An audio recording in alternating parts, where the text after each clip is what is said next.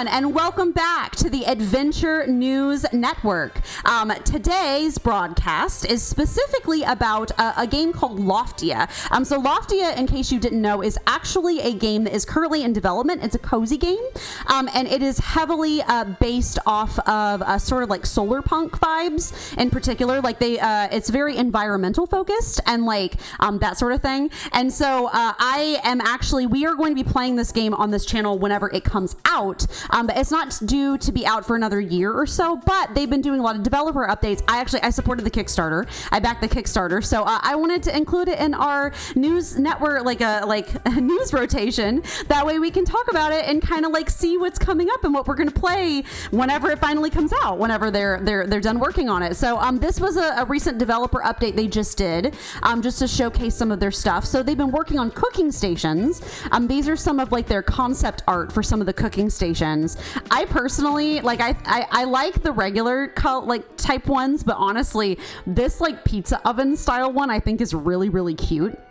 They were specifically looking at like sustainable cooking methods. And one of the most unique and interesting innovations they came across is the smog-free tower designed by Dan Rusagard. I don't know if I'm pronouncing that correctly, but it's a smog-free tower, uses patented positive ionization technology to produce smog-free air in public spaces, allowing people to breathe and experience clean air. So it's basically, it's like a giant vacuum cleaner. So it absorbs smog and stuff and puts like, positive air back out into like the world and stuff. So they're kind of having their own smoke recycling cooking station. So they went with like the pizza oven design, and they're recycling the smoke that you would put out from cooking and stuff. And this is obviously not final stuff. This is just like still their concept art and stuff. But this is kind of like what they're thinking potentially for the cooking station, which I think is super cool. I love anything that's like bread oven, pizza oven style things. They're continuing to iterate on the design. So stay tuned for another update soon. This is all, so the next update's about crops, the crops that they're working on letting us grow. These are really cute. These are their little seed packets, and I think they're really adorable. I'm assuming like that's obviously eggplant, enoki mushroom, like grapes, avocados. I think that's maybe mint and like lemon. That's a cute spread of crops to start with. And then these are their 2D icons for the various fruits and veggies, and I think they're really cute. Maybe that's rosemary or thyme, but I think it looks more like rosemary, doesn't it, with the little leaves and stuff. So I think they're really cute. Maybe is that lychee? I think that might be lychee. And then these are the full grown versions of the crops. They're so cute. And then they've been working on the 3D models for them. So that's their before for the tomato plant, and this is their after, which I think the after looks so much better. And I love they have a little like stake in the ground with a tomato and stuff. So and then in Loftia they're gonna have tools. So one of the main ways for players to interact with the 3D space around them will be tools. So they're working on different animation concepts. I love that like little pickup item like look, and like the way the pickaxe is swinging and stuff, and the fishing. Those are really cute. We want our animations to feel satisfying and appropriate, but also with a tinge of silliness. We're a cute cozy game after all.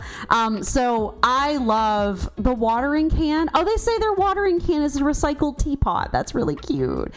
I love like the little greens and stuff. That's really adorable. So I love the little pruning shears too. And they're working on a simple tool wheel, which thank God, Animal Crossing vibes, but I think that's actually perfect because you really need that. And then hammer tool for salvaging. So a lot of the gameplay of this game, from what I remember seeing, is going to be related to like recycling and stuff, or salvaging things that are already in the world. And so you just sit there and like it looks like you bonk it with the hammer. At least that's the placeholder animation anyway to get salvaging stuff. Ooh, and then snapping setups on crop planters for irrigation systems. Oh, that's very convenient. Oh, and it'll be nice to have little like sprinklers and stuff too, so we don't have to water by hand, because y'all know I'm all about the automation in games like these. Oh, and then drip your water irrigation systems to give your growing plants just the water they need a little bit at a time. That's really cute. I really want to garden. I've talked about it before, but I really want to garden someday. I'm kind of like, so my family is really bad at growing plants. Like that was always kind of, which is funny because my mom actually comes from a family of farmers, but like growing individual houseplants, I'm bad at, my parents were bad at, like, so I've always been fascinated by A, gardening, but B, like drip irrigation's a really cool thing because water conservation is actually a huge issue. Like people don't realize it, but we actually do have some really serious water issues, like having enough water for all the humans on our planet and stuff. And so drip irrigation is a fantastic way to prevent water waste because it just drips it straight into the ground instead of like having it evaporate. It only gives the plants what they need. So I think that's really cool that they're including some drip irrigation for that. So they had some quest stuff that they were mentioning. Also their daily cycle. They've hooked things up that time will pass during the game, and the world can change and crops can grow based on interval passing. So they can easily configure what they've got. And then they have new weather, which is really cool. So like all day weather, so like raining and like that kind of thing.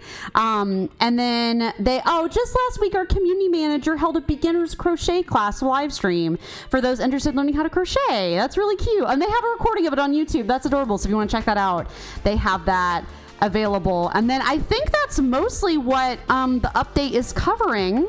They have a Discord server where they do a whole bunch of events and stuff. They literally have like a community garden at one point that you could like, it was gamified, so you could like grow crops and stuff by like earning community points by like typing in chat and stuff. It was very cute.